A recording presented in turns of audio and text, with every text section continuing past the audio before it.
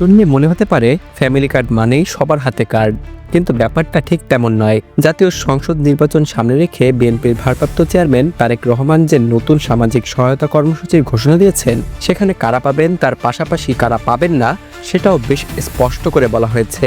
বৃহস্পতিবার রাতে বিএনপির অফিসিয়াল ইউটিউব চ্যানেলে প্রচারিত এক পডকাস্টে তারেক রহমান ফ্যামিলি কার্ড কর্মসূচির বিস্তারিত তুলে ধরেন। হাতে একটি প্রতীকী কার্ড দেখিয়ে তিনি জানান, এই কার্ডের মাধ্যমে দেশের কোটি কোটি পরিবারের গৃহিণীদের নিয়মিত আর্থিক অথবা খাদ্য সহায়তা দেওয়া হবে। তারেক রহমান জানান, প্রতিটি ফ্যামিলি কার্ডে থাকবে গৃহকর্ত্রীর নাম, একটি ইউনিক নম্বর, নির্দিষ্ট মেয়াদ এবং স্ক্যানযোগ্য চিহ্ন।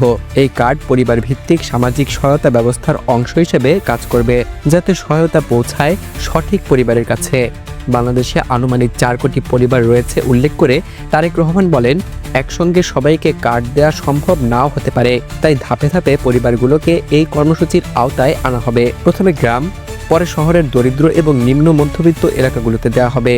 এই কার্ডের মাধ্যমে প্রতিটি পরিবার মাসে 2,500 টাকা সহায়তা পাবে, যা নগদ অর্থ অথবা খাদ্য সামগ্রী কেনার জন্য ব্যবহার করা যেতে পারে। তারেক রহমান বলেন, এতে পরিবারগুলো সঞ্চয় করতে পারবে এবং সেই সঞ্চয় সন্তানের খাদ্য, স্বাস্থ্য এবং শিক্ষায় ব্যয় করা সম্ভব হবে।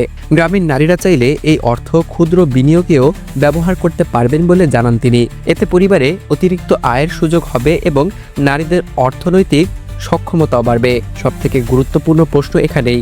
তারেক রহমান স্পষ্ট করে বলেন, যাদের এই সহায়তা প্রকৃত প্রয়োজন নেই তারা ফ্যামিলি কার্ড নেবেন না অথবা প্রয়োজনে ফিরিয়ে দেবেন।